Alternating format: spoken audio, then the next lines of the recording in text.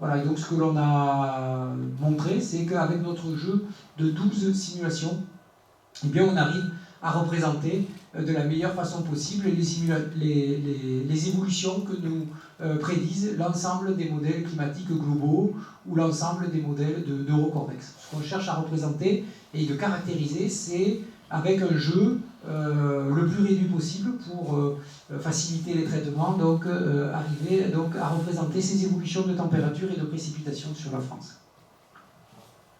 Alors, donc on a besoin de caractériser donc les incertitudes. Hein, donc c'est ce qui nous permet de faire ce jeu de 12 modèles de climat, 12 simulations. Mais ce que l'on veut faire aussi, parce que dans les exercices d'adaptation, l'idée ce n'est pas de s'adapter forcément à la valeur moyenne de l'ensemble qui est disponible, mais ça peut être aussi de chercher à être résilient à un scénario plus extrême qui pourrait se produire, puisque donc c'est des modèles de climat qui ont été sélectionnés pour leur qualité, et donc ils nous disent des choses différentes. Vous voyez, donc là on est sur la saison d'été, on est en fin de siècle, on est sur un scénario RCP 4.5, on a les évolutions de la température, donc en ordonnée, on a des évolutions des précipitations, alors la température elle ne fait qu'augmenter, les précipitations, vous voyez, donc d'un côté elles augmentent, de l'autre côté elles baissent, et on a nos 12 simulations donc, qui sont ici. Vous voyez qu'elles nous disent des choses différentes, elles nous racontent une histoire différente sur ce climat de fin de siècle en RCP 4.5. Et voilà, et donc on a des scénarios qui sont des scénarios beaucoup plus extrêmes, celui-là par exemple, où on a la température de l'été qui augmente de plus de 3,5 degrés, alors qu'on est en RCP 4.5, et avec une diminution des précipitations de près de 30%.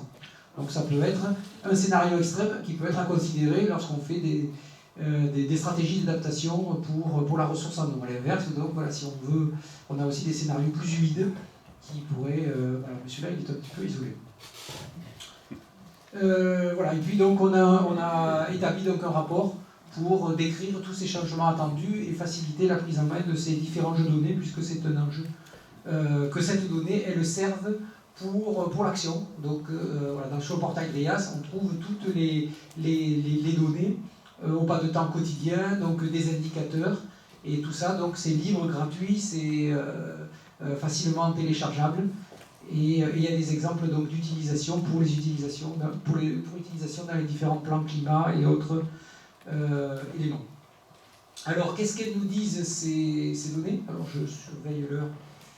Peut-être le président de séance va me la donner. Il reste un tout petit peu plus d'un quart d'heure. Bon. Donc on va continuer donc, sans se précipiter. Donc quels enseignements de DRIAS 2020 pour l'eau? Donc sans surprise, on est sur une hausse continue des températures. Et par contre, ce qui est important, c'est de la préciser. Donc on a ici donc, ce que nous dit ce jeu de données. Donc le trait continu, c'est la médiane de notre ensemble. On voit les extrêmes de la distribution. Et puis donc on a nos trois RCP, le RCP 8.5, le RCP 4.5 et le RCP 2.6. Et on a donc au cours du XXIe siècle cette élévation de température. On voit donc que finalement la différence, elle se fait dans les scénarios aux alentours de 2040. Et puis voilà, et donc après, on se retrouve avec des choses qui sont de plus en plus différentes. Voilà, donc une hausse continue qui atteint 2,1 degrés donc, dans un RCP 4.5 et 3,9 degrés dans un RCP 8.5. Alors ce qui est important, c'est que la référence qui est utilisée, c'est 76-2005, donc attention, donc c'est une référence. C'est presque la normale 81-2010 que l'on utilise aujourd'hui pour caractériser les anomalies climatiques dans les bulletins météo, mais voilà. Mais en tout cas, c'est pas forcément le dernier, c'est pas la dernière décennie notamment que l'on vient de vivre qui était très chaude. On a une hausse des températures qui est plus forte l'été et nettement plus chaude, plus forte, donc plus 4,5, c'est-à-dire 0,6 dixième par rapport à la température annuelle. Plus forte donc l'été que l'hiver par exemple, et une hausse qui est plus forte sur le sud-est du pays, donc bon c'est très rouge tout ça, mais là c'est encore plus rouge en dessous. en dessous de cette zone-là, et ça l'est un petit peu moins donc, sur les côtes de Bretagne, de Normandie et des Hauts-de-France.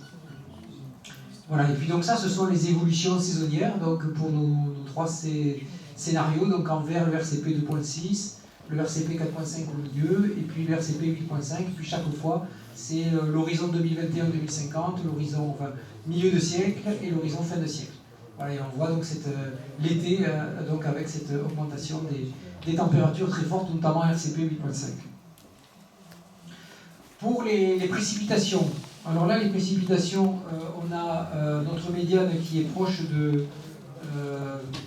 on a une très faible augmentation et qui est assez peu liée au scénario. Par contre, on a une grande incertitude, puisque l'incertitude, elle est aux alentours de 10 à 20%. Donc, c'est aussi des choses à prendre en compte donc, dans les réflexions sur l'adaptation.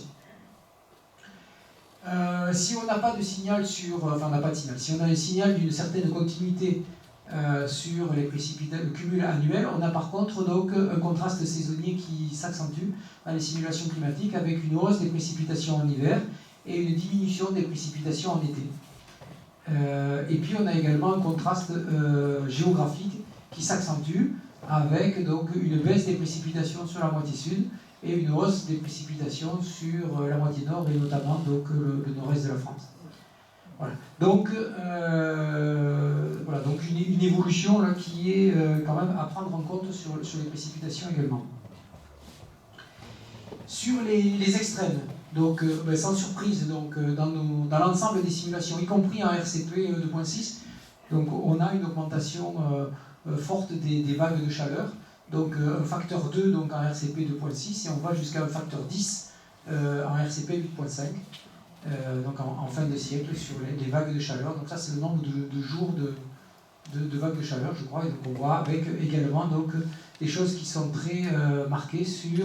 alors c'est plus que la moitié sud, et cette fois-ci ça on remonte au-delà de la Loire et de la Seine. Sur les pluies intenses, donc on a des pluies intenses plus fortes sur l'ensemble du pays, jusqu'à plus 10% en moyenne. On a jusqu'à plus 20 dans certaines simulations extrêmes. Vous voyez que c'est plus bleu finalement sur le nord de la France que sur la zone méditerranéenne. Donc les simulations climatiques. Alors donc les simulations climatiques dont on dispose aujourd'hui, elles ne représentent pas directement la convection et les événements méditerranéens.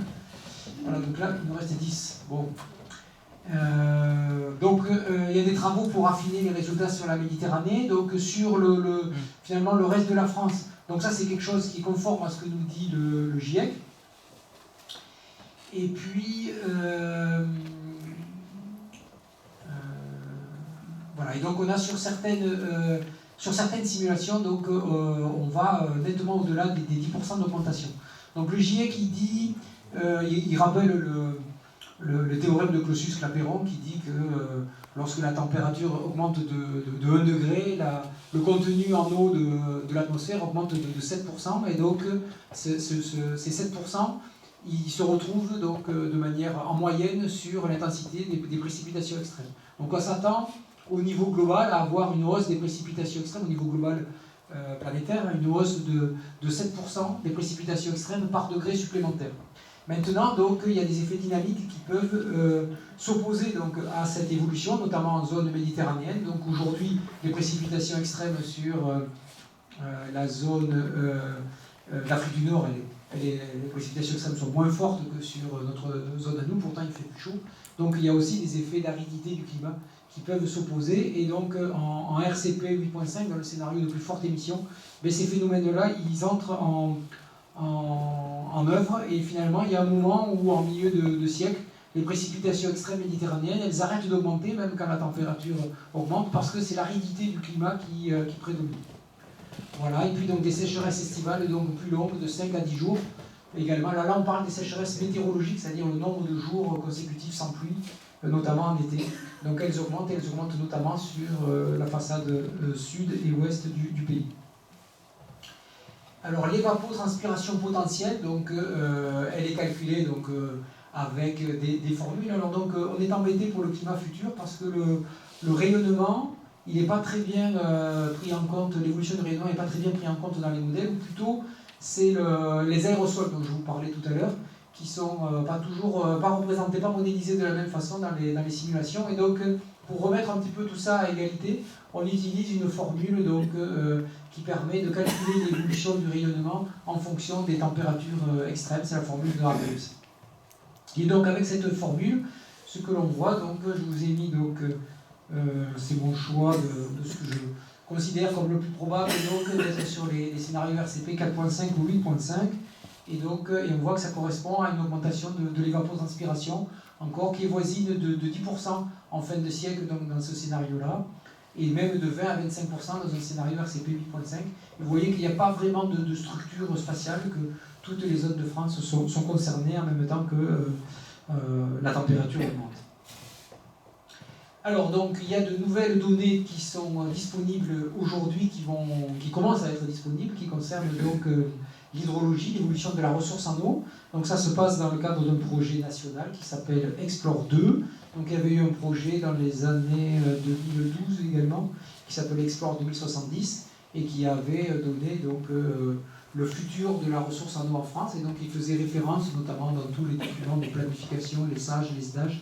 Donc voilà, donc il y a un exercice de remise à jour de cette information qui a démarré l'été dernier. Et il y a un premier jeu qui a été produit, donc c'est celui de Météo France, donc avec le modèle SIM2, avec un modèle donc, qui est un modèle à base physique distribué au niveau national. Donc à base physique, ça veut dire qu'il représente, donc il y a un schéma de surface et on représente explicitement les flux d'eau et les flux d'énergie donc à la surface, avant ensuite d'utiliser un modèle hydrologique qui est un modèle donc MODCU qui a été développé par l'École des mines de Paris, donc il y a déjà quelques années, et qui lui assure donc le routage de l'eau à la rivière et les écoulements de manière générale. Donc ce modèle donc, hydrologique donc, de Météo France, donc, il utilise en entrée les modèles, donc les simulations de RIAS 2020 dont je viens de vous parler, et en sortie calcul de l'humidité des sols, de l'évapotranspiration réelle, du stock nival, drainage, ruissellement, et puis calcule le débit sur 850 stations en France. Et donc ces données elles sont disponibles maintenant donc, sur le portail RIAS, et puis elles vont être complétées par d'autres simulations, d'autres groupes de modélisation en hydrologie en France. Alors, donc, premier résultat, donc, ces données elles ont été publiées donc, en septembre, et leur analyse a été publiée la semaine dernière donc, sur le portail RIAS.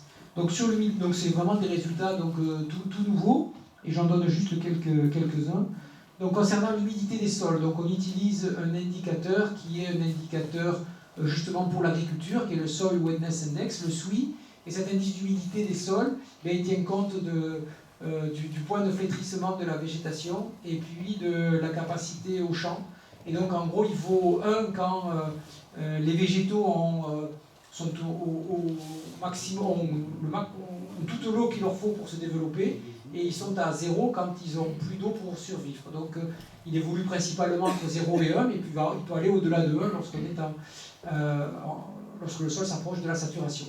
Et donc là on a un indicateur que l'on a mis en place, donc quand le SWI est inférieur à cette valeur de 0,4, c'est qu'on a un stress hydrique qui est prononcé pour la végétation, et ça correspond à des périodes qui nécessitent une irrigation forte. Voilà, donc si on est sur notre jeu, donc nos simulations SIM2 forcées par RIAS 2020 en fin de siècle, on voit donc que l'on a une augmentation du nombre de jours de sol sec en fin de siècle. Donc on le retrouve dans nos deux scénarios, donc avec des couleurs rouges qui prédominent, et donc de 15 à 30 jours pour un RCP 4.5, c'est-à-dire entre un quart et la moitié en plus de ce que l'on a aujourd'hui. Et en RCP 8.5, c'est entre la moitié, entre 50 et 100% d'augmentation. Donc ça correspond à des journées où l'irrigation est sûrement nécessaire pour de nombreuses cultures. Et on voit que ça concerne toutes les régions en France. Alors donc un autre élément qui est très important, parce que donc, si on veut faire de l'irrigation, souvent donc, on a besoin de prélever de l'eau, et l'eau elle vient des rivières, et notamment des rivières qui s'alimentent de la fonte nivale, que ce soit la Garonne, le bassin de la Garonne ou le bassin du Rhône. Et donc voilà, donc on regarde beaucoup l'équivalent de l'évolution du stock nival qui sert au soutien de l'étiage, donc avec un indicateur qui est l'équivalent en eau du manteau des Jeux au 1er mai. Et donc là aussi, donc pour les Alpes et les Pyrénées, donc, Et donc là aussi, donc, on a des baisses alors, très importantes de ce stock nival. Alors au 1er mai, hein, c'est parce que ça veut dire qu'il y aura moins de neige et en plus elle aura fondu plus vite. Donc aujourd'hui, donc, le moment où cette fonte elle se produit, c'est au début mai. Dans le futur, elle fondra plus tôt, en avril principalement, voire en mars dans les scénarios RCP 8.5 et en plus avec des volumes moins importants. Et donc on se retrouve donc avec des baisses qui sont vraiment spectaculaires, donc de l'ordre de 50 à voire même 95% pour les Pyrénées en fin de siècle dans un RCP 8.5. Et puis donc on calcule l'évolution des débits, donc je vous prendrai juste 3 stations, donc là aussi avec des résultats très, très récents. Donc la Loire à Nantes, puisque donc, on est dans cette région-là, à proximité. Donc en RCP 4.5, donc vous avez les simulations, nos 12 simulations de 10 simulations RCP 4.5, 12 simulations RCP 8.5. On a le cycle annuel qui est représenté. Donc là, on est en milieu de siècle et la médiane est en rouge. Voilà, et on est en pourcentage. Donc ça, c'est la médiane de toutes nos simulations. Donc là, ce sont les mois de l'année, janvier, février, mars. On a le printemps, l'été, l'automne. Et puis là, c'est des variations, donc 0, 20, 50%. Et donc RCP 4.5, RCP 8.5. Et donc on a des... Alors pour la Loire en Nantes, et c'est vrai pour les fleuves et les rivières du nord de la France, on a des évolutions des débits annuels qui est plutôt globalement stable, voire en légère hausse dans certains endroits. Mais par contre avec un contraste saisonnier qui est assez marqué, avec une hausse en hiver et voire au printemps sur le nord de la France, et une baisse en été et en automne, et donc une aggravation des situations d'étiage, tant en durée qu'en intensité. Donc ça, c'est quand on est, on va dire, sur la moitié nord.